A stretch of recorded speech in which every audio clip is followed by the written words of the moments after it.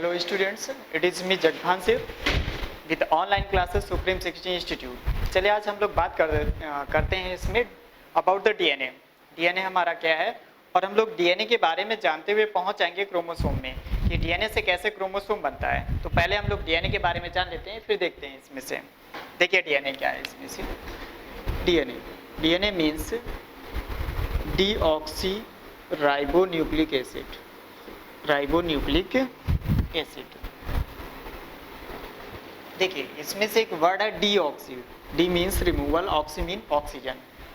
ठीक है ना, कहीं ना कहीं इसमें एक ऑक्सीजन की कमी होगी। अगर हम लोग आरएनए से कंपैरिजन करते हैं, आरएनए का क्या मीन्स हो गया, राइबोन्यूक्लिक एसिड। राइबोन्यूक्लिक एसिड और इसमें क्या डीऑक्सी राइबोन्यूक्लिक एसिड। वो जो राइबोन्यूक्लिक एसिड में कुछ होगा वहां पर, उसमें से एक ऑक्सीजन निकला होगा, तब ये बना होगा हमारा डीएनए। इसको बोलते हैं डीऑक्सी राइबोन्यूक्लिक एसिड। थोड़ा सा डीएनए आरएनए की अगर बात आ गई है तो हम लोग डीएनए आरएनए में कंपैरिजन देख लेते हैं। अपने पास क्या है, ये अपने पास ये डीएनए है और ये आरएनए है। हमेशा देखिए ये जो आरएनए होता है, आरएनए अपना जो आरएनए है ये कैसा है, ये सिंगल स्टैंडर्ड है। कैसा है ये, this is the single standard. और ये ऐसे मान लेते हैं इसको। और ये अपने पास क्या है, ये डबल स्टैंडर्ड है। ये डबल स्टैंडर्ड हो गया ये।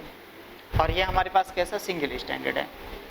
अब यहाँ पे एक बात आती है, जैसे आरएनए की बात करते हैं तो इसमें क्या है, ribonucleic acid. Ribonucleic acid, ribonucleic acid. और इसमें क्या है, डीऑक्सी राइबोन्यूक्लिक एसिड। क्या है यहाँ पर, deoxy ribonucleic acid. Deoxy ribonucleic acid. तो इसमें से अगर हम डीऑक्सी वर्ड जोड़ देते हैं, डीऑक्सी वर्ड अगर हम जोड़ देंगे इसमें से, डीऑक्सी राइबोन्यूक्लिक एसिड, तो हमारा क्या बन जाएगा, डीएनए। मीन्स इसका क्या हो गया कि हमारा जो डीएनए बना है वो फ्रॉम आरएनए, वो आरएनए से डीएनए बना हुआ है। दिमाग में रखिए, इसका मीन्स क्या होगा, during evolution first made the DNA and after this made DNA made from the RNA. यहाँ से पूरी बात समझ में आ रही है, एकदम से समझ में आ रही है, इसके नाम से ही समझ में आ रहा है। क्लियर हो गई बात। बात ये आती है कि अगर आरएनए पहले बन गया था तो उस डीएनए को बनने की क्या जरूरत थी, तो बनने की जरूरत बस इतनी थी कि डबल स्टैंडर्ड हो जाना, और बहुत ज़्यादा डिफरेंस नहीं है इसमें से। ये अपना सिंगल स्टैंडर्ड है, इसमें भी वैसे ही बेस पेयर है, जैसे इसमें से बेस पेयर है, लेकिन ये डबल स्टैंडर्ड है। बात ये आती है डबल स्टैंडर्ड क्या है, डबल स्टैंडर्ड क्या क्यों है। देखिए इसमें मेन चीज़ जो कुछ भी होता है तो इसमें बेस पेयर होते हैं, कुछ अलग चीज़ नहीं होती है। जैसे इसमें से एडनिन हो गया, साइटोसिन हो गया, थाइमिन हो गया, ग्वानोसिन हो गया, ऐसे ही ये होता है। ये हमारा क्या, आरएनए में थाइमिन नहीं रहता है, दिमाग में रखिए। तो थाइमिन जहाँ जहाँ पर आएगा वहाँ पर क्या लगा देंगे, यूरेसिल। और अगर हम लोग डीएनए की बात करते हैं, हम लोग यहाँ पर डीएनए की अगर बात करते हैं तो यहाँ पर जैसे ए हो गया, ए के साथ में टी हो गया, जी के साथ में सी हो गया, सी के साथ जी हो गया, टी के साथ ए हो गया, कुछ ऐसे रहेगा। तो हम लोग यहाँ पर एक चीज़ देख रहे हैं कि ये तो डबल स्टैंडर्ड भी है, ये ऐसे, और एक दूसरे के कॉम्प्लीमेंट्री है, ये कॉम्प्लीमेंट्री में आ गए इस तरह से ऐसे ये। और ये अपना सिंगल स्टैंडर्ड है, ये सिंगल स्टैंडर्ड है। और एक ये चीज़ देख रहे हैं कि यहाँ पर यूरेसिल नहीं है, यहाँ पर थाइमिन है, और यहाँ पर जो थाइमिन है यहाँ पर नहीं है, यहाँ पर यूरेसिल है। तो कुछ न कुछ तो इस थाइमिन और यूरेसिल का रोल होगा, और यही वजह रही होगी। क्योंकि हम देखते हैं कि अगर सिंगल स्टैंडर्ड है, सिंगल स्टैंडर्ड में म्यूटेशन होने का बहुत ज़्यादा रिस्क रहता है, बहुत ज़्यादा चांस रहता है, म्यूटेशन होने के चांस बहुत ज़्यादा रहते हैं। बस यही एक वजह रही। क्योंकि अगर सिंगल स्टैंडर्ड है, उसमें से बेस पेयर में अगर बहुत ज़्यादा म्यूटेशन हो रहा है, जैसे यूरेसिल है, यूरेसिल में म्यूटेशन बहुत ज़्यादा होता है, ग्वानोसिन में चेंज होने में उसको ज़्यादा टाइम नहीं लगता है। तो जब डबल स्टैंडर्ड बना तो म्यूटेशन को प्रोटेक्ट करना है। अगर म्यूटेशन को प्रोटेक्ट करना है ताकि स्पीसीज है, जिस स्पीसीज का डीएनए वो सेम बना रहे, स्पीसीज टू स्पीसीज सिमिलर रहे, वो ये तो बहुत प्रॉब्लम हो जाएगी। एक जनरेशन में डीएनए कुछ दूसरा है, दूसरे जनरेशन में डीएनए दूसरे म्यूटेशन की वजह से फीचर्स ही दूसरे हो जाएंगे, इसलिए उसको प्रोटेक्ट किया गया। किसको प्रोटेक्ट किया गया? बेस पेयर को, क्योंकि बेस पेयर से ही डीएनए में चेंज आ रहा था या आरएनए में चेंज आ रहा था। तो बेस पेयर को उन्होंने ऐसे पैक कर दिया। दोनों साइड से देखिए, हमारे ये बेस पेयर है, एक बेस पेयर यहाँ पर, एक बेस पेयर यहाँ पर है, पैक कर दिया गया उसको। तो सिर्फ म्यूटेशन को प्रोटेक्ट करने की वजह से एक ये वजह बन गई कि म्यूटेशन को प्रोटेक्ट किया जा सके। म्यूटेशन होगा तो प्रॉब्लम होगी। तो आरएनए और डीएनए में क्या डिफरेंस है? आरएनए से डीएनए बना या डीएनए से आरएनए बना, ये आपको समझ में आ जाना चाहिए कि हमारा आरएनए से डीएनए बना है, ना कि डीएनए टू आरएनए बना। और इसके लॉजिक भी है अपने पास, समझ में आ रहा होगा। और इसमें क्या है, डिफरेंस भी है, जो डिफरेंस है वो भी समझ में आ रहा होगा आपको यहाँ से। हम लोग अब इसमें बेस पेयर की बात कर लेते हैं। चलिए आइए देखते हैं, इसमें बेस पेयर देख लेते हैं इसमें कि बेस पेयर क्या होते हैं। हम लोग अगर बेस की बात करते हैं तो बेस पेयर इसमें से दो तरह के होते हैं। एक है प्यूरीन बेस और दूसरा है pyrimidine base. Purine base and pyrimidine base हमारे पास ये हो गया, ठीक है ना। अब इसमें देखिए ये डबल, इसमें से जो साइक्लिक फॉर्म है तो उसमें दो बेंजीन रिंग का बना होता है। और ये जो अपना ये पिरिमिडीन है, ये किस नॉन सिंगल एक बेंजीन रिंग का बना होता है। जैसे इसकी बात करेंगे तो ये डबल रिंग का बना होता है, इसमें से डबल रिंग रहते हैं। और इसमें कैसे रहते हैं, इसमें से सिंगल रिंग का ये बना होता है। ऐसे ही पूरा स्ट्रक्चर नहीं बना रहे हैं, बस सिंपल सा हम छोटा सा आपको बना के हम दिखा दे रहे हैं। इसमें से ये रहता है ऐसे, ये बेंजीन रिंग है। और इसमें से कुछ ऐसे रहता है, इस तरह से ये रहता है अपने पास में, ये बेंजीन रिंग, ठीक है ना। तो ये डबल रिंग का बना है और वो सिंगल रिंग का बना है। तो पिरिमिडीन बेस जितने भी हैं, अब इसके पिरिमिडीन बेस में अगर हम लोग देखेंगे तो कौन कौन आ जाएगा। प्यूरीन बेस की बात अगर हम लोग बात करेंगे तो इसमें क्या आ जाएगा, एडेनिन आ जाएगा और ग्वानिन आ जाएगा, ठीक है ना। ये कौन सा बेस है, एडेनिन है। और कौन सा है ये ग्वानिन है। और इसमें अगर हम बात करेंगे तो थायमिन हो जाएगा एंड क्या हो जाएगा, साइटोसिन। ये क्या है, ये थायमिन है और ये क्या है, यहाँ पर साइटोसिन है। इसकी हम लोग बात कर लेंगे। एडेनिन हो गया, ग्वानिन हो गया, थायमिन हो गया और साइटोसिन हो गया। तो जो हमारे पास थायमिन और साइटोसिन है, ये कैसे हैं, ये सिंगल रिंग के बने होते हैं और ये डबल रिंग के बने होते हैं। तो ये हमारे पास बेस हो गया। एक्चुअल में जो हमारा डीएनए है या आरएनए है कैसे बना होता है, देखिए समझिए उसमें क्या क्या रहता है। अगर हम एक डीएनए की बात करते हैं ऐसे तो आपको यहाँ पर बेस दिखेगा, ये एडेनिन बेस है, ये मतलब ये प्यूरीन बेस है। प्यूरीन बेस के अंदर दो आते हैं, एडेनिन और ग्वानिन आते हैं, ये आते हैं इसमें से। हम लोग बात कर रहे थे इसमें कि डीएनए एक्चुअल में बना कैसा होता है। तो ये जो डीएनए है देखिए ऐसे, जैसे हम लोग यहाँ पर बात करते हैं, इसको बड़ा करके अगर हम देखेंगे तो बेस होता है और प्लस शुगर होता है और प्लस फॉस्फेट होता है। इतनी चीज़ें रहती हैं, बेस, शुगर और फॉस्फेट। इसको बोलते हैं हम लोग न्यूक्लियोटाइड। क्या ये न्यूक्लियोटाइड है। अगर हम लोग सिर्फ बेस और शुगर की बात करेंगे तो इसको हम लोग बोलेंगे न्यूक्लियोसाइड। ये न्यूक्लियोसाइड हो गया, ठीक है ना। बेस प्लस शुगर हमने बताया, इसमें से जो डीएनए है अपने पास में, डीएनए अपने पास में क्या है, एक बेस है, मान लीजिए ये ग्वानिन है, ग्वानिन के साथ में शुगर और शुगर के साथ फॉस्फेट। ऐसे ये पूरा बना होता है इस तरह से, फॉस्फेट हो गया, शुगर हो गया, कोई एडेनिन है, कुछ इस तरह से चलता है ये। इतने को पूरे को एक न्यूक्लियोटाइड कहते हैं। तो ये जो एक न्यूक्लियोटाइड है, न्यूक्लियोटाइड मिल के ऐसे एक डीएनए बन जाता है। तो क्या हम इस डीएनए को ऐसे नहीं डिफाइन कर सकते हैं, पॉलीन्यूक्लियोटाइड, या हम लोग ऐसे बोलो पॉलीमर ऑफ न्यूक्लियोटाइड। डीएनए क्या है। अब हम लोग इसमें एक चीज़ देख रहे हैं कि अगर हम लोग इसमें चेक करें कि हेट्रोपॉलीमर है या होमोपॉलीमर है तो आप लोग क्या जवाब देंगे इसका? हेट्रोपॉलीमर है। देखिए जैसे ये न्यूक्लियोटाइड है, इसमें ग्वानीन है, ये इसमें एटनोसिन है, ये ग्वानीन है, एटनीन है ये, ठीक है ना। मान लेते हैं इसमें आगे टी आ गया, तो ये बेस अलग है ना, बेस अलग हो गया तो ये डिफरेंट टाइप का न्यूक्लियोटाइड हो गया, डिफरेंट टाइप का न्यूक्लियोटाइड हो गया, डिफरेंट टाइप के न्यूक्लियोटाइड हो गए, अपने पास मिल गए ना। तो ये हेट्रोपॉलीमर में आ जाएगा, क्योंकि जो न्यूक्लियोटाइड है जो एक यूनिट बना रहा है, मोनोमर यूनिट बना रहा है, वो सिमिलर नहीं है, वो डिसिमिलर है। जितनी भी अपने पास है सारी की सारी डिफरेंट है, तो हम लोग क्या बोलेंगे? हेट्रोपॉलीमर। तो ये किस कैटेगरी में आ जाएगा? ये हेट्रोपॉलीमर में आ जाएगा, heteropolymer of nucleotide. DNA is the heteropolymer of nucleotide. हमने अभी आपको बताया न्यूक्लियोसाइड क्या होता है। अगर उसमें से बेस है और शुगर है, ये दोनों चीजें हैं, तो हम लोग क्या बोलेंगे? इसको न्यूक्लियोसाइड, इन दोनों को न्यूक्लियोसाइड बोलेंगे। और इसमें से फॉस्फेट अगर लग गया है तो इसको हम लोग क्या बोलेंगे? न्यूक्लियोटाइड बोलेंगे। तो इतना ध्यान रखना, बेस अपने पास में एटनीन, ग्वानीन है, और ये थायमिन और साइटोसिन है। और एक चीज हमेशा ध्यान रखना, जैसे इसमें से प्यूरिन है, तो प्यूरिन नाम छोटा है लेकिन देख रहे हो दर्शन इसके बड़े हैं, नाम छोटा दर्शन बड़े, डबल रिंग है इसमें से।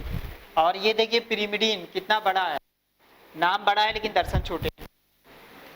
तो जस्ट उल्टा है, जिसका नाम बड़ा है उसके दर्शन छोटे हैं, और जिसके दर्शन बड़े हैं उसका नाम छोटा है।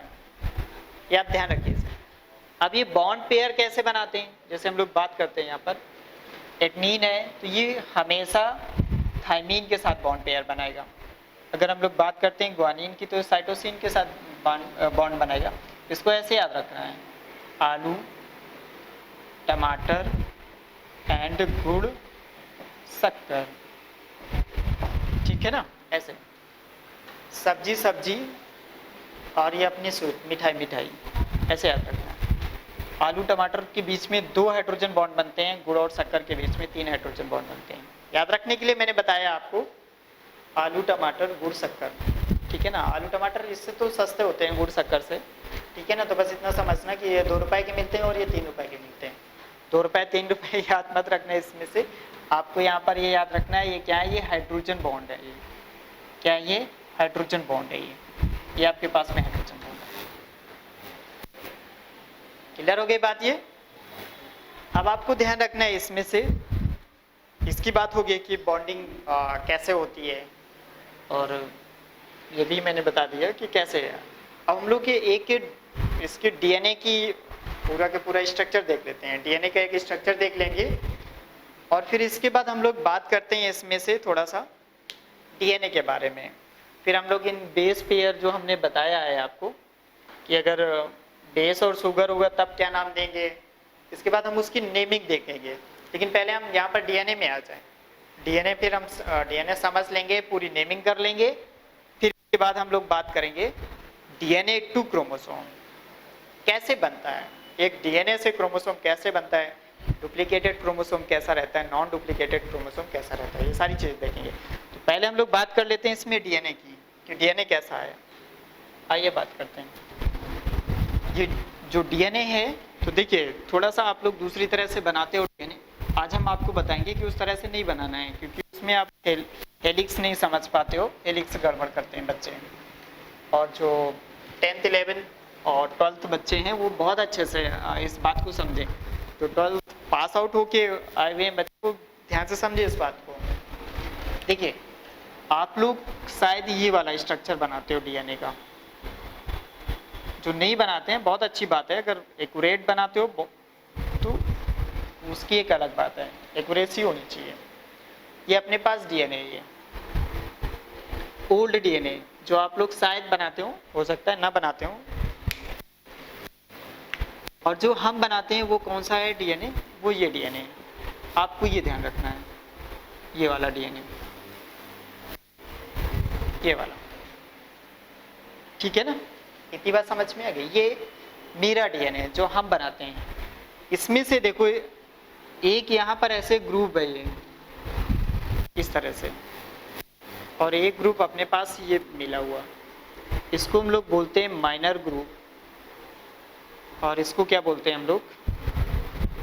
मेजर ग्रुप कहते हैं इसको। हमारे पास क्या है? एक माइनर ग्रुप है और एक क्या है? मेजर ग्रुप है। ये माइनर ग्रुप हो गया, एक मेजर ग्रुप हो गया। अब एक माइनर ग्रुप और एक मेजर ग्रुप के बीच में जो डिस्टेंस होती है, ये इसको हम लोग हेलिक्स कहते हैं। हमारे पास ये एक वन हेलिक्स आ गई, ये हेलिक्स आ गई, आप दिमाग में रखिए।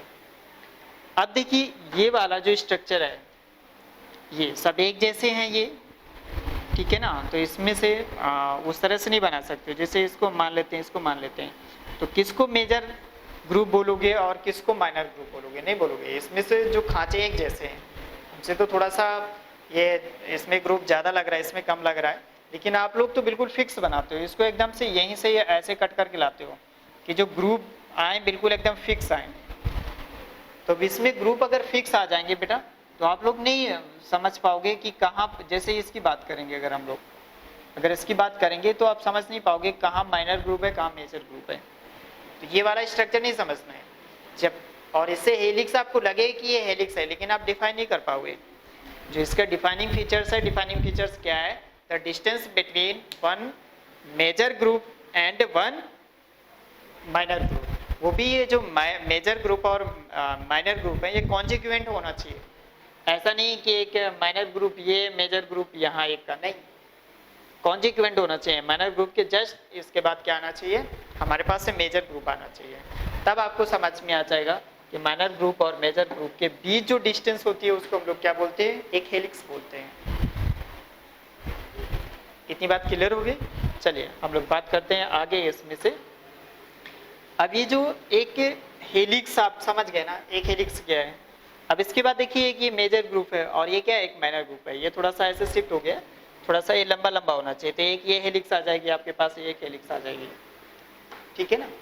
और इसमें ध्यान देना है कि जैसे यहाँ पर एक माइनर ग्रुप है, तो जस्ट उसके पीछे साइड पर एक मेजर ग्रुप मिलेगी, उसी के जस्ट पीछे।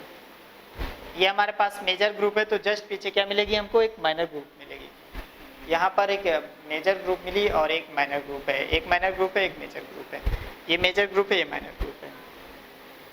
ये समझना पड़ेगा आपको, एक माइनर ग्रुप क्या होती है और एक मेजर ग्रुप क्या होती है। क्लियर हो गई बात?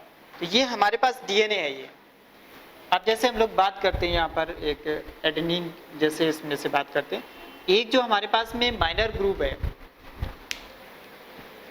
एक माइनर ग्रुप और एक मेजर ग्रुप के बीच में जो हेलिक्स है, तो उस हेलिक्स को हम लोग क्या बात करेंगे? उस हेलिक्स को देखते हैं, उस हेलिक्स के अंदर है क्या। तो उस हेलिक्स के अंदर क्या है? अपने पास में ऐसे बेस पेयर मिलेंगे। यहाँ जैसे मान लेते हैं ये टी है हमारे पास में, इसको बड़ा कर लेते हैं, थोड़ा सा मोटा कर लेते हैं, आपको दिखेगा, आसान रहेगा ये इस तरह से।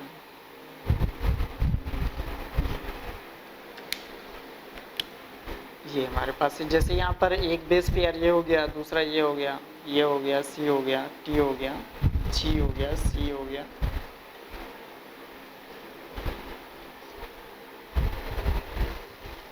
टी हो गया, ए हो गया, मान लीजिए सी हो गया। 1 1 2 3 4 5 6 7 8 9 10 मैंने इसलिए किया है, जो हम लोग की सिलेबस में स्टडी है डीएनए का, वो बी डीएनए, और बी डीएनए में लगभग कितने होते हैं बेस पेयर? 10 होते हैं। लगभग नहीं, फिक्स होते हैं। 1 हेलिक्स में 10 बेस पेयर होते हैं, तो हमको 10 बेस बनाया मैंने। अब इसकी पेयरिंग कर देते हैं। हमने आपको बताया है कि जो ये शक्कर है, तो ये किससे पेयरिंग करेगा? गुड़ से, और ये थाइमीन से, ऐसे ये एडनिन से, ये साइटोसिन से, ग्वानिन से, ये एडनिन से, साइटोसिन से, ग्वानिन से, एडनिन से, और ये थाइमीन से। याद रखना है आपको। और इसके बीच में ट्रिपल बॉन्ड ऐसे आएंगे, डबल बॉन्ड आएंगे, डबल बॉन्ड आएंगे। हमने बताया ना, आलू टमाटर कितने 2 रुपए के मिल रहे हैं, गुड़ शक्कर 3 रुपए के मिल रहे हैं। आपको ये दिमाग में रखना है। ऐसे यहाँ पर ये 3 रुपए के, 3 रुपए, 2 रुपए, 3 रुपए, 3 रुपए, ऐसे 2 रुपए और 2 रुपए, ये दिमाग में रखना है। तो मैंने पेयरिंग कर दी। इसके पहले एक सिंगल था ये, अब मैंने पेयरिंग कर दी। बहुत आसान है इसकी पेयरिंग करना। देखिए इसमें अलग से हम आपको बता दे रहे हैं। जैसे हम यहाँ पर एडनिन ले लेते हैं, थाइमीन ले लेते हैं, साइटोसिन ले लेते हैं, और ये डीएनए तो कहीं यूरेसिल नहीं आएगा। डीएनए में यूरेसिल नहीं होता, वो आरएनए में पाया जाता है। दिमाग में रखिए इसको। और ये एटनीन हो गया, ग्वानिन हो गया, साइटोसिन हो गया, थाइमिन हो गया, और एटनीन हो गया, ग्वानिन हो गया, कुछ ऐसे रहता है अपने में। तो अगर हम लोग बात करते हैं यहाँ पर टी हो गया, ए हो गया, जी हो गया, और ये सॉरी आलू है, टमाटर आ जाएगा यहाँ पर। आप लोग भी ऐसे याद कर सकते हो जैसे हम अभी याद किए मैंने, ये आलू है तो टमाटर हो जाएगा, यहाँ पर टमाटर था तो आलू आ गया था, और यहाँ पर ये साइटोसिन, दिमाग में रखिए। अब इनके बीच में हम लोग हाइड्रोजन बॉन्ड बनाते हैं। देखिए ये आलू और टमाटर कितने का, 2 रुपए का मिलता है, हमने डबल बॉन्ड बना दिया। टमाटर है, आलू है, कितने का मिलता है, 2 रुपए का, हमने डबल बॉन्ड बना दिया। साइटोसिन है, ग्वानिन है, ये 3 रुपए का, क्योंकि हमें पता है गुड़ शक्कर कितने का मिलता है, 3 रुपए का। ये आलू टमाटर 2 रुपए के, ये 3 रुपए के, ये 3 रुपए के, और ये 2 रुपए, 2 रुपए और 3 रुपए। सिंपल सा। तो आपको बेस पेयरिंग कैसे करनी है ये आप समझ लीजिए, क्योंकि बेस पेयरिंग करना आ गया, समझो कि सब कुछ हो गया। ठीक है ना। तो अपना डबल स्टैंडर्ड है तो जाहिर सी बात है ये डीएनए हो गया, ये डीएनए हो गया। ठीक है। अब हम लोग देखो इसमें से जैसे हम आरएनए की बात करते हैं तो आरएनए तो सिंगल स्टैंडर्ड रहता है, उसकी बेस पेयरिंग नहीं हो सकती है, लेकिन उसमें बेस कौन कौन से हो सकते हैं, एटनीन हो सकती है, क्या थामीन हो सकता है, नो थामीन नहीं होगा, यहाँ पर उसकी जगह पे यूरेसिल होगा। यहाँ पर ये साइटोसिन है, और यहाँ पर मान लीजिए ग्वानिन हो गया, एटनीन हो जाएगा, ग्वानिन हो गया, क्या थाइमिन हो सकता है, नो यूरेसिल होगा यहाँ पर। ये दिमाग में, ये डिफरेंस है आरएनए और डीएनए में, क्योंकि यूरेसिल थोड़ा सा म्यूटेशन होने के चांस ज़्यादा रहते हैं, गोनोसिन में जल्दी से कन्वर्ट हो जाता है ये, इसलिए इसमें प्रॉब्लम रहती है। तो यूरेसिल को हटा दिया जाता है, हटा क्या दिया जाता है ड्यूरिंग एवोल्यूशनरी। ये हो ही गया है इस तरह से कि जब हमारा डबल स्टैंडर्ड डीएनए बना फ्रॉम आरएनए तो वो यूरेसिल है ही नहीं, उसमें से म्यूटेशन होने के चांस ही खत्म हो गया। क्लियर हो गई बात। अब हम लोग के डीएनए की ही बात कर रहे थे, ये तो हमारा एक्स्ट्रा पॉइंट हो गया, बताते जा रहे हैं, लेकिन हम लोग डीएनए के बारे में जितना हो सकता है डीएनए के बारे में उतना पढ़ेंगे। फिर जब हम लोग डीएनए के बारे में एकदम पक चुकेंगे, पढ़ के एकदम एक्सपर्ट हो जाएंगे, तो हम लोग डीएनए टू आर क्रोमोसोम कैसे बनता है उसकी बात करते हैं। अब देखो टाइप्स ऑफ डीएनए, अगर हम लोग बात करते हैं यहाँ पर टाइप्स ऑफ डीएनए की, टाइप्स ऑफ डीएनए तो हमारे पास कौन कौन से हैं, एक Z DNA, A DNA, B DNA, C DNA,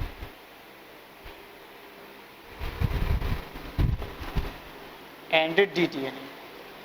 हम लोग इतना जान लेते हैं, बाकी तो फिर बात करते हैं। आप इसमें से इसको याद रखिए, जो हमारे सिलेबस में स्टडी है जिस डीएनए की, वो कौन सा, बी डीएनए। और बी डीएनए में हमेशा याद रखिए 10 बेस पेयर ही रहते हैं इसमें से। इसके पहले 11 बेस पेयर रहेंगे और इसके पहले 12 बेस पेयर, और इसके जस्ट नीचे 9 base pair and 8 base pair हमारे पास कुछ रहेगा। तो हमारे पास जो पढ़ना है वो हमको बी डीएनए पढ़ना है, ठीक है ना। ये 10 बेस पेयर पर हेलिक्स रहेंगे। एक हेलिक्स में हमारी एक हेलिक्स ये है, one distance between minor group and major group, ठीक है ना। तो एक हेलिक्स के अंदर कितने बेस पेयर होंगे, वो 10 बेस पेयर होंगे। अगर हमें एक हेलिक्स के अंदर 10 बेस पेयर मिल रहे हैं तो बी डीएनए होगा, इससे ज़्यादा और कम मिल रहे हैं तो मैंने बता दिया। आप बता सकते हो इसमें से कौन डीएनए है, B DNA, C DNA, Z DNA, A DNA, D DNA, आप कुछ भी इसमें आप बता सकते हो, नो प्रॉब्लम, कोई प्रॉब्लम ही नहीं है इसमें से। तो ये अपने पास में एक जो डीएनए था, जो हमारा टाइप्स ऑफ डीएनए, वो इतने टाइप्स के डीएनए हो रहते हैं, लेकिन उसमें हमको पढ़ना क्या, हमको ये पढ़ना है इसमें से। अब देखिए अगर हम लोग इस बेस पेयर और इसकी बात करते हैं तो हमको पता है एक हमारे पास बेस पेयर है, दूसरा ये है, इनके बीच की जो डिस्टेंस होती है 3.4 एंगस्ट्रॉम होती है। तो पूरी हेलिक्स की अगर बात करेंगे हम लोग, ठीक है ना, तो हेलिक्स की बात करेंगे, पिच ऑफ हेलिक्स या distance of helix, distance of helix, तो वो क्या होगी 3.4 × 10, 1.4 एंगस्ट्रॉम है तो कितना आ जाएगा 34 एंगस्ट्रॉम। तो इतना जो हमारा ये जो 1 हेलिक्स है तो ये कितनी लॉन्ग है ये, ठीक है ना, कितनी है 34 एंगस्ट्रॉम की, ये आपको याद रखना है सर। क्लियर हो गई बात ये। अब इसमें से अगर हम लोग इसके डायमीटर की बात करते हैं, जैसे हम लोग ऐसे बात कर लेते हैं, इसमें से एक ऐसे मोटा मोटा आइडिया ले लेते हैं कि जो हमारा डीएनए फैला हुआ है कुछ ऐसे फैला हुआ है, इस तरह से फैला हुआ है, और ये जो डीएनए है इसकी जो डायमीटर है वो कितनी है 20 एंगस्ट्रॉम की है, ये 20 एंगस्ट्रॉम की है। अगर इसमें से हम लोग बात करते हैं रेडियस की, ये हमारे पास क्या मिल गया, ये डायमीटर मिल गया। आपको समझ में आ रहा होगा सर। अगर इसमें से हम एक एक्सिस डाल देते हैं, ऐसे डाल देते हैं, इसके बीचों बीच से एक एक्सिस मैंने डाल दिया। अब अगर हम इसके रेडियस की बात करेंगे तो रेडियस कितनी मिल जाएगी आपको 10 एंगस्ट्रॉम। सारी चीजें मिल गई ना। एक डीएनए के बारे में हमने देखिए कौन कौन सी चीजें बताई कि एक हेलिक्स कैसी होती है, ये मैंने बता दिया आपको। हेलिक्स कैसे जानेंगे, the consequent distance between one minor group and one major group, उसके बीच की जो डिस्टेंस है उसको हम लोग ऐसे बोलेंगे। इसमें से कितना क्या है 34 एंगस्ट्रॉम है। क्लियर हो गई बात ये। और हमने देखा कि जो इसकी डायमीटर है वो डायमीटर कितनी है 20 एंगस्ट्रॉम की है, और जो 20 एंगस्ट्रॉम की डायमीटर अगर हम इसकी रेडियस की बात करेंगे, ठीक है ना, ये एक्सियल एक लाइन मैंने ड्रॉ करी हुई है, तो डिस्टेंस कितनी आ जाएगी 10 एंगस्ट्रॉम की आ जाएगी। क्लियर होगी। फिर हम लोग थोड़ा सा और देख लेते हैं इसमें से कि जो हेलिक्स है ये हेलिक्स कैसे बनती है। आइए हम लोग देखते हैं हेलिक्स कैसे बनती है, इससे समझने की कोशिश करते हैं। चलिए देखते हैं इसमें से।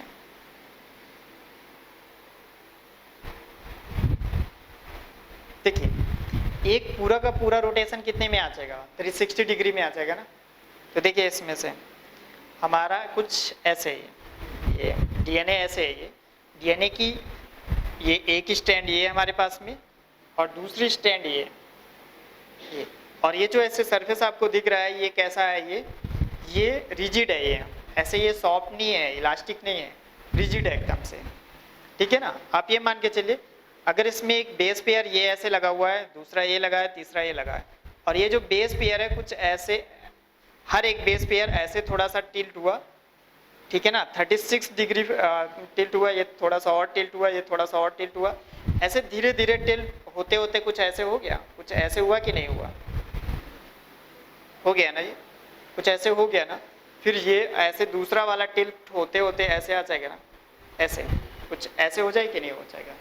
तो ये हेलिक्स एक यहाँ तक बन गया, लेकिन ये हेलिक्स यहाँ से ऐसे देख रहे हैं तो ये डिस्टेंस तो मेंटेन है ना। आप सामने से देखेंगे तो ऐसा लगेगा कि यहाँ से ऐसे है कुछ, ये चीज आपको दिखेगी ये चीज, लेकिन ये आप देखेंगे तो ये डिस्टेंस पूरी की पूरी आपको यहाँ पर अगर हम लोग देखेंगे 20 एंगस्ट्रॉम तो 20 एंगस्ट्रॉम ही मिलेगी आपको।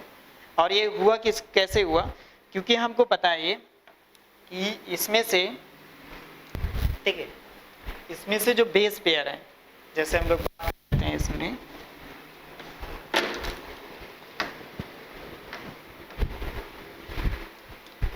ऐसे, ये वन हेलिक्स की बात कर लेते हैं हम लोग, इसकी बात कर लेते हैं।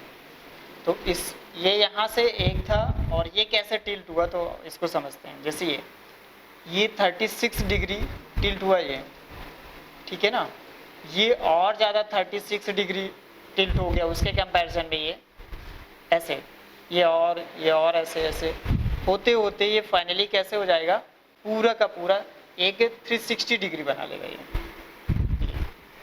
तो हमको एक टिल्टेड फॉर्म में एक क्या मिल जाएगा, एक रोटेशन मिल जाएगा, एक हेलिक्स मिल जाएगा। ये आपको डीएनए हमारा ऐसे सीधे सीधे होना चाहिए, लेकिन एक हेलिक्स के फॉर्म में कैसे आ गया ये आप समझिए इस बात को।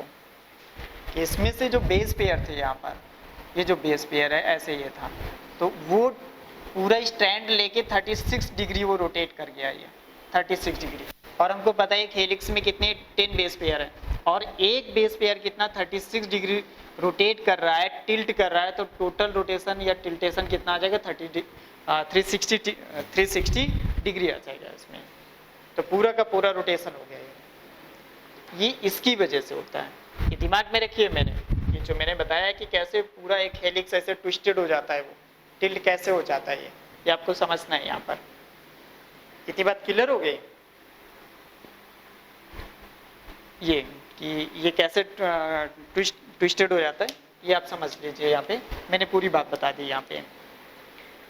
चलिए अब हम लोग इसमें और आगे देखते हैं, थोड़ा सा इसकी नेमिंग के बारे में भी देख लेते हैं कि इसकी नेमिंग क्या है, वो भी चेक कर लेते हैं अभी। चलिए हम लोग इसमें देख रहे थे naming of the nucleoside and naming of nucleotide. देखते हैं इसमें नेमिंग ऑफ न्यूक्लियोसाइड में। तो न्यूक्लियोसाइड क्या होता है, बेस प्लस शुगर होता है, ये हम पहले भी बता चुके हैं, बेस प्लस शुगर। और न्यूक्लियोटाइड क्या होता है, base plus sugar plus phosphate, तीन चीज रहती है इसमें से। तो हम लोग जैसे प्यूरिन है, प्यूरिन में दो है, एटनीन और ग्वानिन है, ये मैंने बताया था। और पिरिमिडीन में अपने पास ये तीन है, आरएनए को भी अगर इंक्लूड करेंगे तो उसमें यूरेसिल आ जाता है। तो ये प्यूरिन है। जैसे ये एडेनिन है, तो एडेनिन बेस सिंगल है, लेकिन अगर इसमें शुगर भी जोड़ देंगे तो क्या बन जाएगा, न्यूक्लियोसाइड बन जाएगा।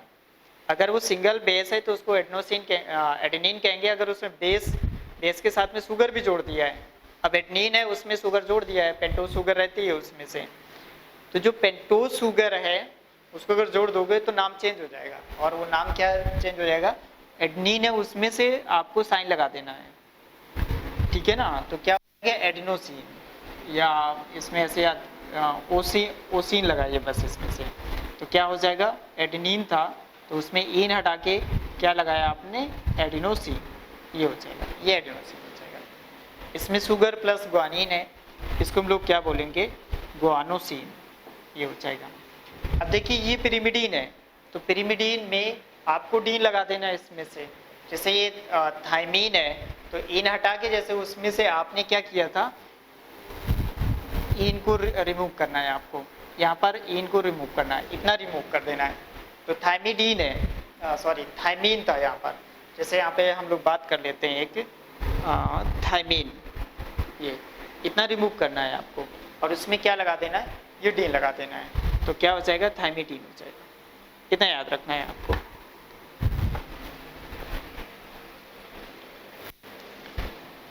बिल्कुल एक्यूरेट। तो इसमें ऐसे कर लो, उसका ओसिन हटा दो, आइडिन, उसको ओसिन लगाना है इसमें से, आइन हटा के और इसमें आइडिन लगा देना है, सिंपल सा, या इसमें से, चलो खैर। और अगर हम लोग इसमें बात करेंगे शुगर प्लस ये क्या है, यूरेसिल है, और उसमें क्या लगाना है, क्या लगा देना है, उसमें आइडिन लगा देना। तो क्या हो जाएगा, यूरिडीन हो जाएगा, यूरिडीन, ठीक है ना। साइटोसिन है ये, तो क्या हो जाएगा, साइटिडीन हो जाएगा, ये साइटिडीन। इतना याद रखिए, दिमाग में आपको ये रखना है। चलिए इसमें बात कर लेते हैं हम लोग। तो इसमें क्या बात करना है हमको, ये क्या हमारे पास में न्यूक्लियोटाइड है ये, और न्यूक्लियोटाइड में हमको क्या करना है, अगर प्यूरिन है तो उसको ओसिन हटा देना है, आइलिक एसिड लगा देना है। इसमें से जो पिरिमिडीन है तो उसमें से आइन हटाना है और आइलिक एसिड लगा देना है, इतना याद रखना है आपको। तो जैसे ये फॉस्फेट, शुगर और ये क्या है, थाइमीन है, पूरा एक न्यूक्लियोटाइड है ये थाइमीन है, तो इसमें हम क्या जोड़ेंगे, थाइमिडाइलिक एसिड हो गया। थाइमीन है तो हम लोग आइलिक एसिड इसका, देखिए यहाँ पर क्या था, ये यहाँ पर सॉरी, ये हमारे पास में ये आ गया, ये प्यूरिन है एक्चुअल में, ये क्या है, पिरिमिडीन में आएगा। पिरिमिडीन में क्या करना है, आइन हटा के आइलिक एसिड लगा देना है। तो पिरिमिडीन में देखिए यहाँ पर ये शुगर था, इसमें से आइन हटा के आइलिक एसिड लगा देना, तो थाइमिडाइलिक एसिड हो गया। यूरेसिल है, तो यूरेसिल में यूरिडीन था, तो यहाँ पे क्या आ जाएगा, यूरिडाइलिक एसिड आ जाएगा, यूरिडाइलिक एसिड आ जाएगा। इसको दिमाग में रखिए, क्या अपने पास में ये हमारे पास में पिरिमिडीन है, ये प्यूरिन है, ये फॉस्फेट प्लस शुगर और प्लस क्या है, साइटोसिन है, तो क्या आ जाएगा, साइटिडाइलिक एसिड, साइटिडाइलिक एसिड आ जाएगा, ठीक है ना। अब ये हमारे पास प्यूरिन आ गया, तो प्यूरिन में देखिए क्या है, जैसे एडेनिन है, तो क्या आ जाएगा, यहाँ पर एडेनोसिन था तो उसका ओसिन हटा लीजिए और यहाँ पे आइलिक एसिड लगा दीजिए, तो एडेनाइलिक एसिड आ जाएगा, एडेनाइलिक एसिड आ जाएगा। और ये ग्वानिन है तो ग्वानोसिन रहता है, उसका वसीन हटा लीजिए, आइलिक लगा लीजिए तो ग्वानाइलिक एसिड आ जाएगा। ग्वानाइलिक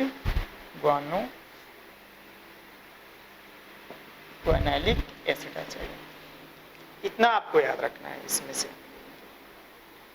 कहाँ पर आयन हटाना है, कहाँ पर ओसीन हटाना है, आयन यहाँ पर हटाना, ओसीन यहाँ पर हटाना, इसकी जगह पे हम लोग को क्या लगा देना, आयलिक एसिड लगा देना। तो ये ऐसी इसकी नेमिंग है, ये इसकी नेमिंग हो गई है। क्लियर हो गई? हम लोगों ने बेस के बारे में देख लिया, बेस की नेमिंग कैसे करते हैं वो देख लेते हैं, वो देख लिया है यहाँ पर। फिर हम लोग किसकी बात कर लेते हैं, शुगर की बात कर लेते हैं। तो शुगर आपको तो पता ही है कि इसमें से पेंटोज शुगर रहती है। अगर हम लोग इसमें बात करते हैं, ये शुगर है, ये इसमें से ये शुगर है अपने पास में, तो ये शुगर कौन सी होगी, पेंटोज शुगर होगी, पेंटोज शुगर। ठीक है ना?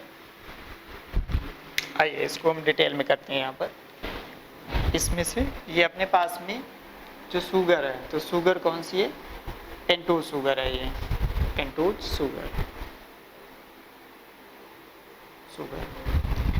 और उसमें से अगर ये आरने है, अगर यहाँ पर आरने है तो उसको हम लोग बोलेंगे राइबोज शुगर। क्या नाम दे देंगे, राइबोज शुगर। अगर यहाँ पर डीएनए है तो उसको क्या बोलेंगे, डीऑक्सी राइबोज शुगर। हम लोग ये बोल देंगे इसमें से। अब देखिए जैसे पेंटोज शुगर है, मान लेते हैं ऐसे कुछ है, ये इसका स्ट्रक्चर कुछ ऐसे जाएगा, ये 5 कार्बन हो गए यहाँ पर, और यहाँ पर OH और यहाँ पर OH ऐसे लगा हुआ है। और इसका अगर डीऑक्सी राइबोज शुगर का स्ट्रक्चर कुछ जाएगा तो कुछ ऐसे आ जाएगा, मान लेते हैं यहाँ पर OH और OH। तो इसमें कहीं ना कहीं ऑक्सीजन रिमूव हो जाएगा इसके कंपैरिजन में, इसलिए इसका क्या नाम रख दिया गया, डीऑक्सी राइबोज शुगर हो गया। तो हमारे पास में क्या क्या हो गया, बेस के बारे में हमने सारा सब कुछ जान लिया, शुगर के बारे में जान लिया, फिर क्या बचा, फॉस्फेट बचा। तो कोई बड़ी बात नहीं, वो आप सब समझते हो कि फॉस्फेट क्या होता है। अब ये कैसे बॉन्डिंग करता है, ये उसकी भी बात कर लेते हैं हम लोग, ये आपस में ये बॉन्डिंग कैसे करते हैं, आइए उसको भी देख लेते हैं। उसके पहले एक छोटा सा पार्ट हम लोग और देख लेते हैं, एक छोटा सा पार्ट क्या है अपने पास में, कोशिश करते हैं आपको रब करके। चलिए हम लोग इसमें देखते हैं डीएनए टू क्रोमोसोम, कि डीएनए से क्रोमोसोम कैसे फॉर्म होता है देखते हैं। देखिए इसमें पहले छोटी सी बात समझिए इसमें, कि जो डीएनए रहता है, एक हमारे पास है कोई भी सेल है ये, और सेल के अंदर क्या है, ये हमारे पास न्यूक्लियस है, कोई भी सेल है ये, और ये क्या है, ये न्यूक्लियस है ये। और न्यूक्लियस में ऐसे न्यूक्लियोलस पड़ा रहता है, और इसमें से क्रोमेटिन थ्रेड के फॉर्म में डीएनए पड़ा रहता है। ये डीएनए किस फॉर्म में है, ये क्रोमेटिन थ्रेड के फॉर्म में। आइए देखते हैं इसमें क्रोमेटिन थ्रेड क्यों बना, कैसे बना। अब देखिए बहुत छोटी सी बात इसमें आपको समझना है। एक तो सेल, एनिमल सेल है ये, या प्लांट सेल है, कोई भी सेल है, वो इतनी छोटी है जो कि एंगस्ट्रॉम में दिखती है। ये माइक्रोस्कोपिक है, ऐसे तो आप देख नहीं सकते उसको। इतनी छोटी सी सेल में से इतना छोटा सा न्यूक्लियस है उसके अंदर पड़ा हुआ है। अब सोचिए कितना छोटा होता जा रहा है।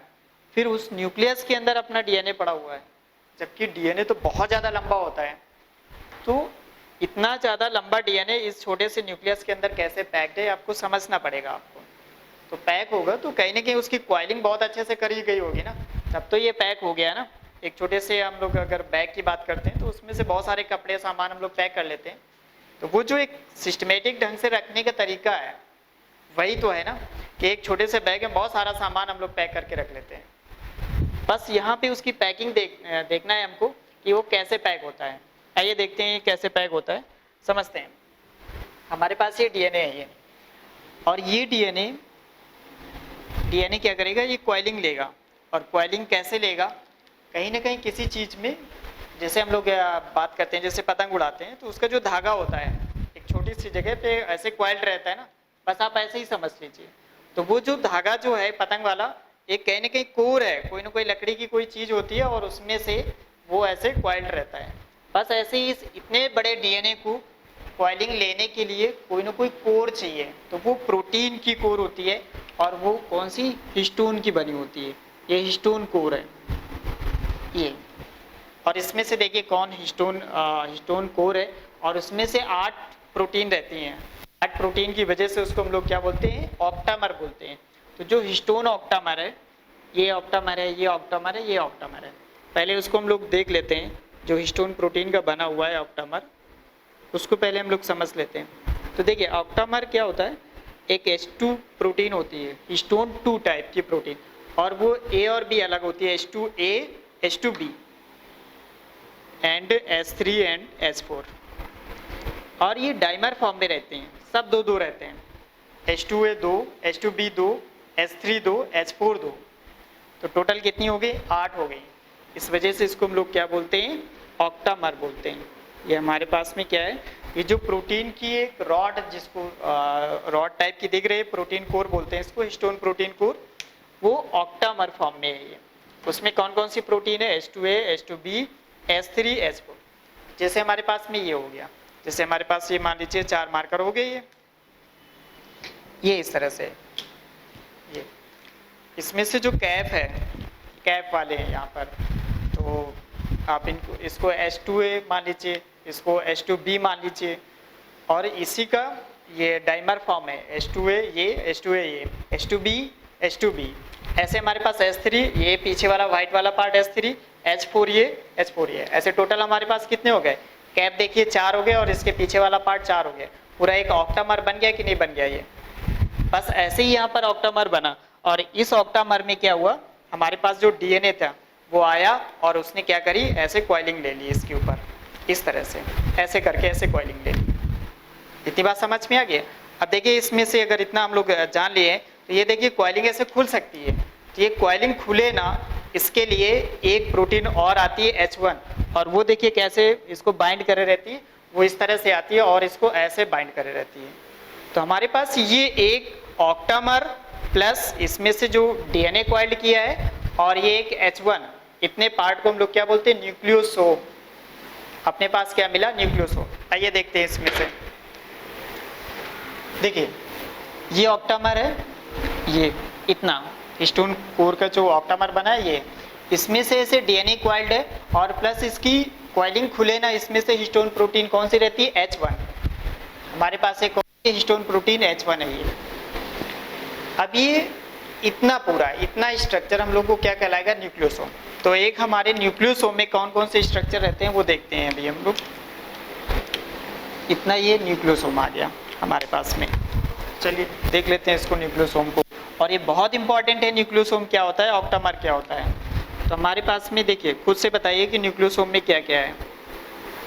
तो न्यूक्लियोसोम में हम देख रहे हैं ये ऑक्टामर है, और क्या है, इसमें से जो डीएनए कॉइल्ड है, ठीक है ना, ये, और हमारे पास में क्या है, H1 प्रोटीन है, H1 हिस्टोन प्रोटीन है, H means histone, histone protein है ये। इतनी चीजें हैं हमारे पास में। इतने को एक हम लोग बोलते हैं, क्या बोलेंगे, न्यूक्लियोसोम बोलेंगे। हमारे पास में ये न्यूक्लियोसोम है। कहीं कहीं बुक में इस न्यूक्लियोसोम को एक दूसरा नाम और दे देते हैं, न्यू बॉडी, न्यू बॉडी, क्योंकि एक बॉडी के फॉर्म में, इसलिए इसको शॉर्ट में न्यू बॉडी नाम दे देते हैं इसको। ये दिमाग में रखिए। एक हमारे पास ये न्यूक्लियोसोम, दूसरा ऐसे ही ये न्यूक्लियोसोम हो गया, तीसरा ये, ऐसे बहुत सारे अपने पास में न्यूक्लियोसोम मिल गए। एक न्यूक्लियोसोम दूसरे न्यूक्लियोसोम से कैसे जुड़ा होगा, वो डीएनए से जुड़ा होगा। कुछ डीएनए इसमें कॉइल्ड हुआ, फिर इसमें कॉइल्ड हुआ, फिर आगे ऐसे बढ़ गया। तो ये जो अपने पास में ये डीएनए एक न्यूक्लियोसोम जो दूसरे न्यूक्लियोसोम से जोड़ रहा है, लिंक कर रहा है, इसलिए इसको बोलेंगे हम लोग लिंकर डीएनए।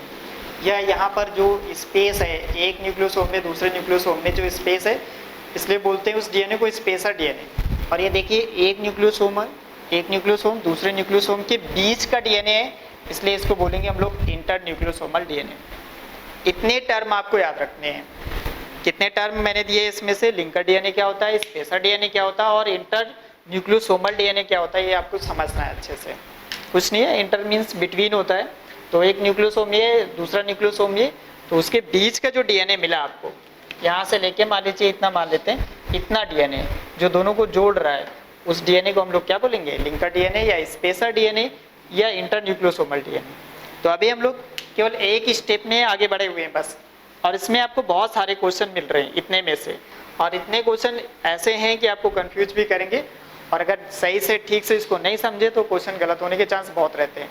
वो यहीं पर गलत करवा लेगा, एक ऑक्टामर में और न्यूक्लियोसोम में क्या डिफरेंस होता है, कौन कौन सी प्रोटीन रहती है, इसी में ही कंफ्यूज कर देगा। क्योंकि वो लिख देगा ऐसे न्यूक्लियोसोम में, बहुत सिंपल सा, न्यूक्लियोसोम किसका बना होता है, तो यहीं पर H1 भी है और H2A भी है, इसमें से H2B भी है, और क्या है H3 भी है और H4 है। डिफरेंस केवल इसी का तो ये है ऑक्टामर में कि इसमें H1 नहीं है और इसमें से क्या है H1 है। तो ये दिमाग में रखना है कि न्यूक्लियोसोम में H1 है जो बाइंड रखती है कॉइलिंग खुले ना। तो देखिए डीएनए और डीएनए से क्या मिला, ये न्यूक्लियोसोम मिला।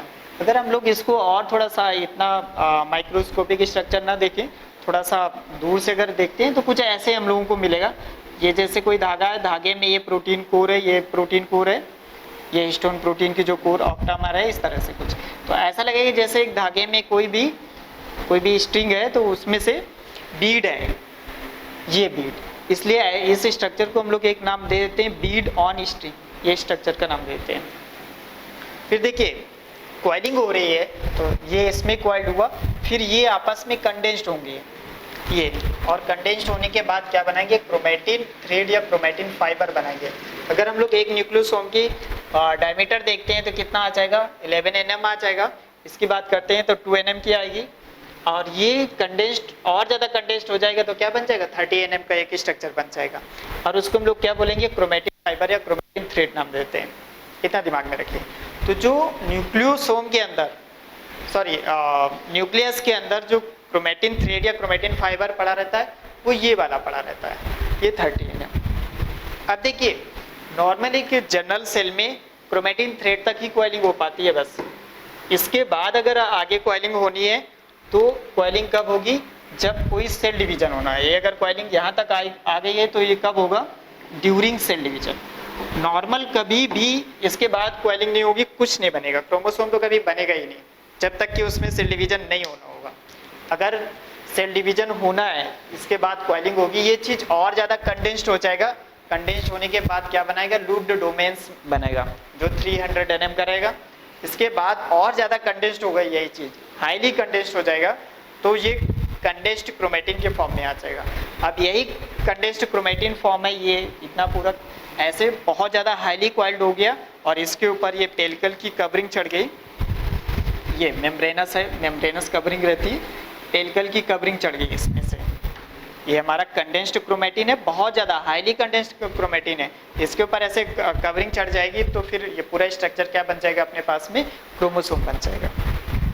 तो क्रोमोसोम कब बनेगा, ये ड्यूरिंग द सेल डिवीजन। अगर नॉर्मल स्टेज में अपनी सेल है तो कभी भी नहीं बनेगा, वो केवल क्रोमेटिन थ्रेड या क्रोमेटिन फाइबर फॉर्म में ऐसे पड़ा रहेगा। आपको दिमाग में रखना है ये चीज। क्लियर होगी बात ये। अब देखिए सेल डिवीजन होना है तो इसके आगे भी कुछ होगा, आइए उसको भी देख लेते हैं कि आगे कैसे होता है। देखिए आप लोग बुक्स में जो क्रोमोसोम देखते हो वो क्रोमोसोम कुछ दूसरे टाइप का दिखता है, और वो क्रोमोसोम कौन कैसा है उसकी बात कर लेते हैं अभी हम। बुक में देखते हैं आप कुछ इस तरह का क्रोमोसोम, ऐसे दिखता है ये क्रोमोसोम ऐसे दिखता है। आप इसको नहीं सीखना है, इसका क्या मीन्स है अभी हम बता दे रहे हैं। आइए देखते हैं इसमें से क्रोमोसोम, जब सेल डिवीजन होना होता है तो क्रोमोसोम कैसे बनता है।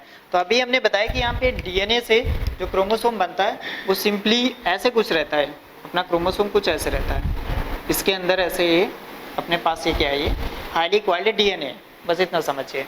वैसे ये कंडेंस्ड क्रोमेटिन थ्रेड है, लेकिन कंडेंस्ड क्रोमेटिन थ्रेड क्या अल्टीमेटली वो डीएनए से ही बना है ना, तो हाईली क्वाइल्ड डीएनए हम लोग बोल लेते हैं।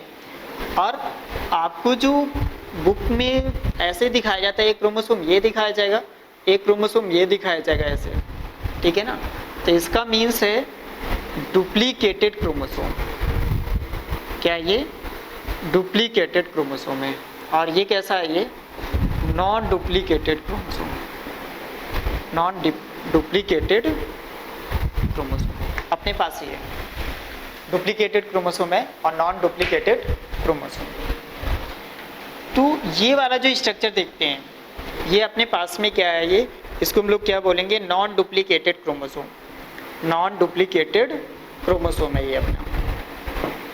और दूसरी बात अभी हम कर रहे हैं इसमें से, आपको ये वाला ना बना के देखिए, आपको ऐसे कुछ बनाना है।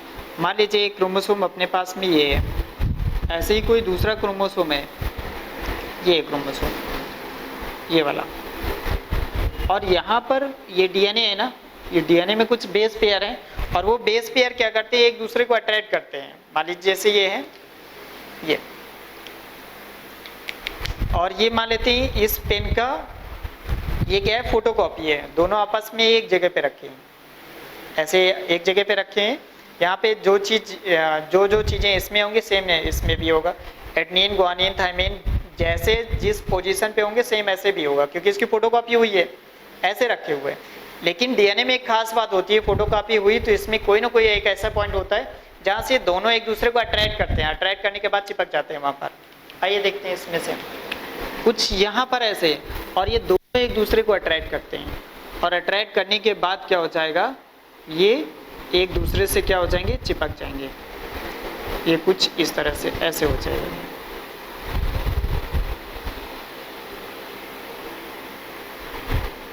कुछ ऐसे इस तरह से हो जाएगा। देखिए यहाँ पर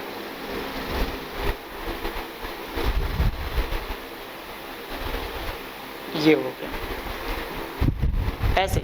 अब ये अट्रैक्ट होके अंदर ऐसे गए और यहाँ पर जुड़ गया, तो यहाँ पर एक कॉन्स्ट्रिक्शन बन गया। जो कॉन्स्ट्रिक्शन बन गया इसी को हम लोग बोलते हैं सेंट्रोमियर। क्या है ये, सेंट्रोमियर है। ये पार्ट कौन सा है, सेंट्रोमियर। क्लियर हो गई बात। तो ये जो अपने पास क्रोमोसोम मिला है, कौन सा क्रोमोसोम मिला है, ये डुप्लीकेटेड क्रोमोसोम है। कौन सा क्रोमोसोम है ये, डुप्लीकेटेड क्रोमोसोम है ये। नॉन डुप्लीकेटेड क्रोमोसोम क्या है और डुप्लीकेटेड क्रोमोसोम क्या है। एक हमारे पास ये डीएनए था, उसकी हमने फोटोकॉपी कराई और एक जगह पे जोड़ दिया। जब जोड़ दिया तो जोड़ा क्या हुआ, अट्रैक्शन से अपने आप खिंच गए, तो वहां पर एक कॉन्स्ट्रिक्शन बन जाएगा, उसको हम लोग क्या बोलेंगे, सेंट्रोमियर। तो ऐसा अगर क्रोमोसोम है जिसको हम लोग इस फॉर्म में देखते हैं तो वो एक्चुअल में ये है, और जिसको इस फॉर्म में देखते हैं एक्चुअल में ये है। लेकिन आपको ये वाला क्रोमोसोम याद रखना है, क्योंकि ये वाला क्रोमोसोम याद रखोगे तो बहुत सारी प्रॉब्लम्स अपने आप खत्म हो जाएंगी।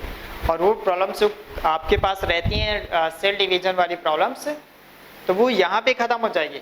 यहाँ से आप देखेंगे तो नहीं समझ में आएगा आपको। अब यहाँ से ये चीज़ समझ में आ जाएगी कि आखिर नॉर्मल सेल में वो क्रोमेटिन थ्रेड के फॉर्म में पड़ा रहता है, क्रोमोसोम के फॉर्म में नहीं बनता है, उसकी ज़रूरत नहीं है।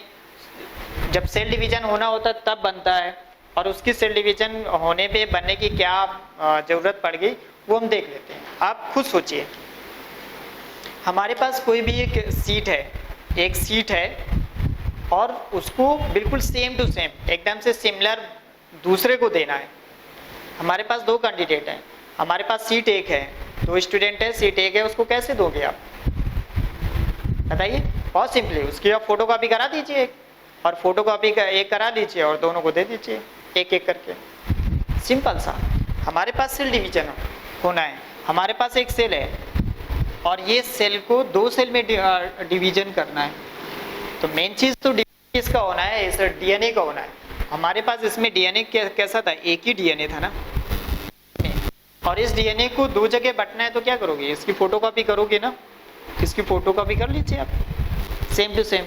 वैसे ही इसको पैक कर लीजिए क्रोमोसोम के फॉर्म में, ऐसे chromatin thread, condensed chromatin thread, ये सब होते होते ऐसे पैक कर लीजिए और उसको इस फॉर्म में बना लीजिए, वो अपने आप बन जाएगा। ऐसे बना लीजिए इसको इस तरह से, और ये थोड़ा अंदर से ऐसे क्या होंगे, अट्रैक्ट होंगे ऐसे इस तरह से। ये क्रोमोसोम बन गया। अब इस वाले को यहाँ पर दे दो और इस वाले को इसको यहाँ पर दे दो, हमारे पास ये बन गया ऐसे इस तरह से ऐसे।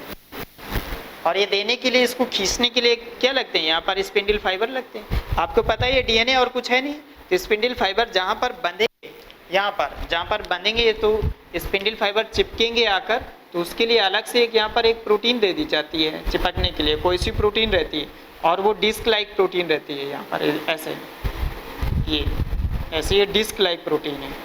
और इस प्रोटीन का क्या नाम दे देते हैं हम लोग? काइनेटोकोर। क्या नाम देते हैं? काइनेटोकोर। हमारे पास ये काइनेटोकोर है प्रोटीन। ठीक, इस काइनेटोकोर में आके ऐसे ऐसे स्पिंडल फाइबर्स आके लग जाते हैं यहाँ पर। और वो स्पिंडल फाइबर्स क्यों लगते हैं? क्योंकि इस पॉइंट से चिपके हुए हैं ना, तो यहाँ से पकड़ के ऐसे अलग अलग कर लें, ताकि एक सेल में ये चला गया, दूसरे सेल में ये चला गया। बात समझ में आ गई? तो सेल डिवीजन के टाइम में ही ये ऐसे डुप्लीकेटेड क्रोमोसोम क्यों बनता है? इतनी बात समझ में आ गई कि नहीं आ गई? एक डुप्लीकेटेड क्रोमोसोम क्या होता है, एक नॉन डुप्लीकेटेड क्रोमोसोम क्या होता है, ये समझ में आ गया। अब इसमें से कुछ ऐसे बन गया, हमारे पास क्रोमोसोम ये था ऐसे, हमारे पास ये एक क्रोमोसोम इस तरह से इस पॉइंट से ऐसे जुड़ा हुआ था ये, तो इसकी कॉपी है ना, अगर कॉपी है तो इन दोनों को एक दूसरे को क्या बोलेंगे? Sister chromatid. Sister chromatid. और हमने शायद आपको नहीं बताया, जो बायो है, बायो में जो स्टैंडर्ड माना गया है वो हम फीमेल को माना गया है, तो हर जगह हम लोग फीमेल को यूज करेंगे। जैसे सिस्टर, सिस्टर बहन, बहन ब्रदर भी बोल सकते थे, लेकिन यहाँ पे सिस्टर। तो अगर ऐसा ये डुप्लीकेटेड क्रोमोसोम है तो उसमें से एक को हम लोग एक आर्म को क्या बोलेंगे? क्रोमैटिड। और ये दोनों बिल्कुल हूबहू एक जैसी हैं, तो इसको हम लोग क्या बोलेंगे? क्या बोलेंगे? Sister chromatid. अगर एक क्रोमोसोम अपने पास ये है और दूसरा क्रोमोसोम अलग है, इससे डिफरेंट है वो ऐसे, लेकिन वो भी डुप्लीकेटेड क्रोमोसोम, वो भी ऐसे ऐसे, तो इन दोनों आर्म को क्या बोलेंगे? Non sister chromatid. Non sister chromatid बोलेंगे। ये इसके एक आर्म और इसके एक आर्म अलग अलग है ना, तो इसको क्या बोलेंगे? Non sister chromatid. इसमें जो जीन है, बेस पेयर है, इससे डिफरेंट होंगे, रहेंगे वही प्यूरिन और पिरिमिडिन, लेकिन जो सीक्वेंस है कि ए के बाद जी है, जी के बाद टी है, इसमें हो सकता है कुछ अलग हो, इसमें अलग है, तो इसलिए इसको क्या बोलेंगे? Non sister chromatid. और अपने पास ये क्या है? ये सिस्टर क्रोमैटिड है। तो अगर ये चीज आपको समझ में आ गई यहाँ पर कि डीएनए से क्रोमोसोम कैसे बना, और फिर ये डुप्लीकेटेड क्रोमोसोम क्या होता है, नॉन डुप्लीकेटेड क्रोमोसोम क्या होता है, तो सेल डिवीजन मान के चलिए कि एकदम से 100% आ गया। आपकी सेल डिवीजन की आधी से ज्यादा आपकी प्रॉब्लम खत्म हो गई यहाँ पर, अगर ये चीज आपको समझ में आ गया। क्योंकि करना क्या होता है सेल डिवीजन में? कुछ करना ही नहीं होता है। आपके पास जो डीएनए है, उस डीएनए को 2 जगह पे बांटना होता है, तो कैसे करोगे? एक फोटोकॉपी करो, उसकी फोटोकॉपी करके बस अलग अलग जोड़ दो। अलग अलग जोड़ने का मीन्स फोटोकॉपी करो, उसको जोड़ो, जोड़ने के बाद अलग अलग करके उसको भेज दो अलग अलग सेल में, बस बात खत्म हो जाएगी। यही सेल का डिवीजन है, हो गया सेल डिवाइड। ऐसे ही सेम टू सेम आप दिमाग लगाइए, अगर ये काम मियोसिस में होना हो, एक डिप्लॉयड सेल से 4 हैप्लॉयड बनती हैं, तो कैसे क्या होगा? अब यहीं पर है, आप 4 बन रही है, इसका मतलब ये नहीं है कि उसकी 2 बार फोटोकॉपी होगी, नहीं, फोटोकॉपी एक ही बार होगी। डुप्लीकेटेड क्रोमोसोम केवल एक ही बनेगा, वो भी इस तरह का। लेकिन अगर वो 4 जगह बंटना है तो क्रोमोसोम आधे आधे हो जाएंगे कि नहीं हो जाएंगे? हमारे पास में एक सीड थी, 4 बच्चों को बांटना है, और आप उसकी फोटोकॉपी एक ही कर सकते हो केवल, तो कैसे करोगे? एक फोटोकॉपी कराई, हो गया, 2 हो गए, 2 उसको चिपका दिया तो डुप्लीकेटेड क्रोमोसोम बन गया। ऐसे ही मान लीजिए 4 थे, तो एक ही बार फोटोकॉपी कराओगे तो 4 डुप्लीकेटेड क्रोमोसोम बन गए ना, और वो 4 से हमें कितने बच्चों में बांटना है? 4 से 16 बच्चों में बांटना है, क्योंकि 1 से 4 में जाना है। यही होता है ना मियोसिस में, 1 सेल से 4 में, और 16 बच्चों को बांटना है। तो हमारे पास जो डुप्लीकेटेड है, 4 क्रोमोसोम थे, डुप्लीकेटेड है, अगर वो डुप्लीकेटेड को अलग अलग करेंगे तो 8 पे चला जाएगा ना, जाएगा कि नहीं जाएगा? लेकिन ये तो फिर वही माइटोसिस बन गया, तो क्रोमोसोम नंबर आपको हाफ करने पड़ेंगे। अगर वहां पे 10 जा रहे थे तो आप 5 जाएंगे। इसको जो हम लोग मियोसिस पढ़ेंगे तब हम समझेंगे, लेकिन जो मैंने थोड़ा सा आइडिया दिया है आपको कि माइटोसिस और मियोसिस कैसे होता है, ये आप समझिएगा। हो सकता है मियोसिस वाली मेरी बात अभी ना समझ में आए, लेकिन जब हम लोग करेंगे इसमें से प्रॉब्लम करेंगे या मियोसिस डिवीजन पढ़ेंगे तो एकदम से क्लियर हो जाएगा। लेकिन उसके पहले आपको ये चीज समझनी पड़ेगी, मोस्ट इंपॉर्टेंट चीज है। आप खुद सोचिए, यहां पर ये दोनों ऐसे जुड़ रहे हैं एक दूसरे से, कैसे? देखिए, ये ऐसे था और ये कुछ ऐसे है यहाँ पर,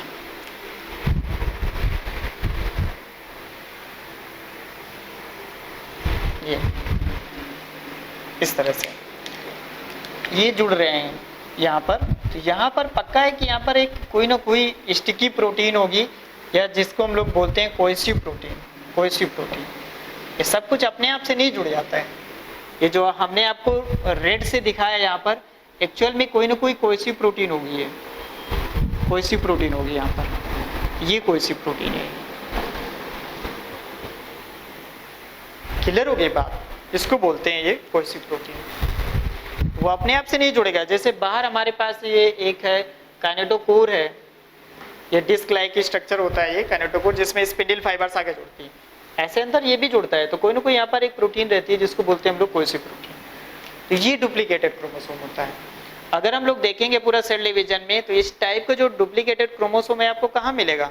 ड्यूरिंग मेटाफेज। हमारे पास 4 फेज होती है ना, प्रोफेज होती है, मेटाफेज होती है, एनाफेज होती है एंड टीलोफेज होती है। तो ये जो मेटाफेज है, आपको डुप्लीकेटेड क्रोमोसोम आपको यहाँ पर मिलेगा, मेटाफेज है, at the metaphase, at the metaphase. Clear हो गई बात? तो ये जो डुप्लीकेटेड क्रोमोसोम है एक्चुअल में मेटाफेजिक क्रोमोसोम होता है। जब मेटाफेज आती है तभी इस टाइप का बनेगा, इसके पहले बनने की जरूरत ही नहीं है, बनेगा ही नहीं। प्रोफेज तक तो क्रोमेटिन थ्रेड के फॉर्म में ही पड़ा रहता है। एक अलग बात है कि उसकी फोटोकॉपी हो चुकी होती है, लेकिन अरेंज नहीं हो पाते, इस फॉर्म में अरेंज नहीं हो पाते हैं। वो अरेंज कब होते हैं? अरेंज जब वो मेटाफेज आ जाती है तब होते हैं। तो ये मेटाफेजिक ये क्रोमोसोम है, इसमें से आपको इतना ध्यान रखना है। और इसमें से ये जो कॉन्स्ट्रिक्शन है, इसको कॉन्स्ट्रिक्शन को हम लोग प्राइमरी कॉन्स्ट्रिक्शन कहते हैं, इसी को हम लोग ये नाम देते हैं, सेंट्रोमियर नाम देते हैं। अब इस कॉन्स्ट्रिक्शन के बेसिस पे, जैसे ये मान लीजिए ऐसे है, तो एक साइड पर थोड़ा सा लंबा हो गया ये, और एक साइड पर थोड़ा सा छोटा हो गया, तो इसको हम लोग क्या बोलेंगे? इसको शॉर्ट आर्म कहेंगे, और इसको क्या कहेंगे हम लोग? लॉन्ग आर्म कहेंगे।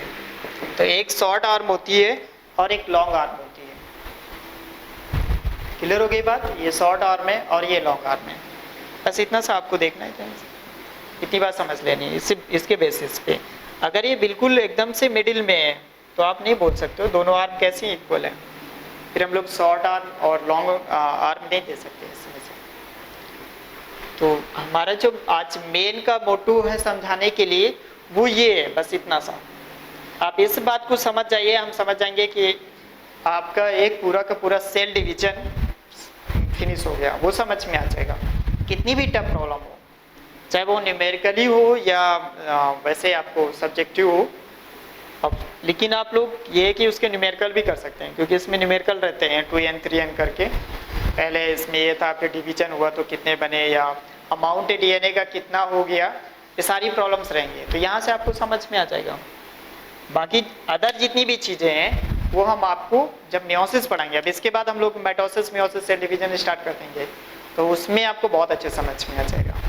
तो हम तो यही कहते हैं कि आप इस चीज़ को बहुत अच्छे से, इसको बार बार, अगर एक बार में ना समझ में आए तो उसको बार बार आप लेक्चर देखिए और उसको समझने की कोशिश करिए।